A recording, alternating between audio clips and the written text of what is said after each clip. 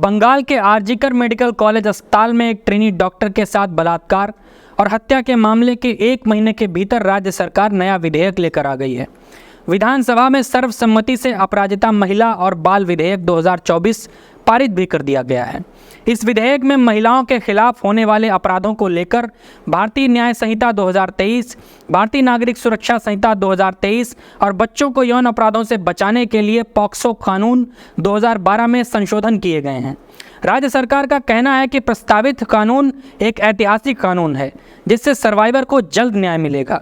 हालांकि कानून के जानकारों का कहना है कि ये एक जल्दबाजी में लाया गया विधेयक है जिसमें इंसाफ होने के साथ साथ अन्याय का भी डर है। नमस्कार, मैं पीयूष अग्निहोत्री और आप देख रहे हैं दिदेश बोर्ड। बीएनएस और पॉक्सो में बदलाव करने के बाद राज्य सरकार के अपराजिता महिला और बाल विधेयक 2024 में कुछ निम्न प्रावधान किए गए हैं। चार्जशीट दाखिल होने के बाद फास्ट ट्रैक कोर्ट में 30 दिन के अंदर यौन उत्पीड़न के मामलों का निपटारा हो। बीएनएसएस ने यह अवधि 60 दिन कर दी है। अपराध की पहली रिपोर्ट दर्ज होने के 21 दिन के भीतर जांच पूरी होनी चाहिए और बीएनएसएस में यह अवधि 60 दिन की है। इस तरह का अपराध करने के लिए आजीवन कारावास या मृत्युदंड और जुर्माना साथ ही दोनों के प्रावधान किए गए हैं। सर्वाइवर की पहचान सार्वजनिक करने पर सख्त कानून का प्रावधान किया गया है। अगर कोई बिना अनुमति के मुकदमे से जुड़ा विवरण या जानकारी सार्वजनिक करता है तो उसको 3 से 5 साल की सज़ा का प्रावधान है।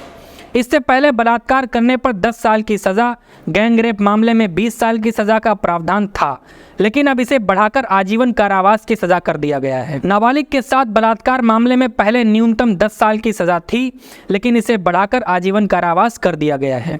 बलात्कार और चोट पहुंचाने के मामले में जिससे महिला की मौत हो जाए या वो वेजिटेटिव अवस्था में चली जाती है तो ऐसी स्थिति में मौत की सज़ा और जुर्माने का प्रावधान किया गया है। इससे पहले न्यूनतम 20 साल की सज़ा का प्रावधान था। अगर कोई व्यक्ति बार बार बलात्कार करता है तो ऐसी स्थिति में आजीवन कारावास या मृत्युदंड के साथ जुर्माना भी शामिल है। इन मामलों के लिए स्पेशल टास्क फोर्स बनाने का प्रावधान है और जब संभव हो मुख्य जांच अधिकारी महिला होने की बात कही गई है। राज्य सरकार का कहना है कि इस विधेयक को लाने का मकसद पीड़ितों को जल्द से जल्द इंसाफ दिलाना है। वहीं राज्य में विपक्ष के नेता शुभेंदु अधिकारी का कहना है कि बीएनएस में बलात्कार और उत्पीड़न के मामले को लेकर कड़े प्रावधान किए गए हैं।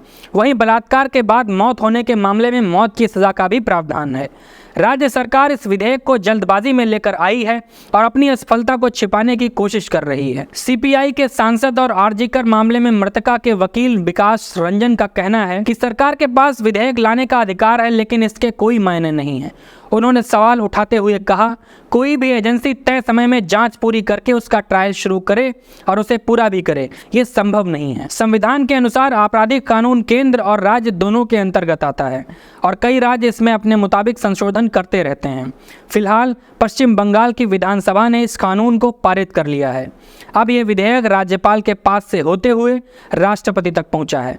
ऐसे में सवाल उठ रहे हैं कि राज्यपाल की मंजूरी के बाद क्या राष्ट्रपति इस विधेयक को हरी झंडी दिखाएंगी।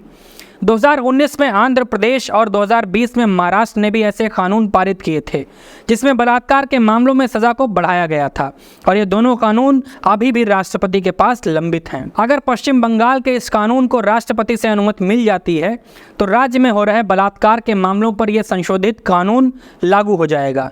विशेषज्ञों का मानना है कि मौत की सज़ा अनिवार्य करना गैर कानूनी है। साथ ही उनका कहना है कि 1983 में सुप्रीम कोर्ट ने कहा था कि मौत की सज़ा दुर्लभ से दुर्लभतम मामलों में ही दी जाती है और इसे अनिवार्य नहीं बनाया जा सकता है। साथ ही कानून के जानकार मानते हैं कि ऐसे स्पेशल कोर्ट या टास्क फोर्स तब तक सफल नहीं कहे जाएंगे जब तक वे सुचारू रूप से काम ना करें। पश्चिम बंगाल की ममता बनर्जी सरकार के बनाए सख्त कानून पर आप क्या राय रखते हैं? क्या इससे पश्चिम बंगाल में महिलाओं के खिलाफ होने वाले अपराध कम होंगे? क्या दूसरे राज्यों को भी ऐसे कड़े कदम उठाना चाहिए? हमें कमेंट करके ज़रूर बताइएगा। वीडियो को लाइक और शेयर करें, साथ ही साथ हमारे चैनल द देश बोर्ड को अभी सब्सक्राइब करें। बहुत बहुत शुक्रिया।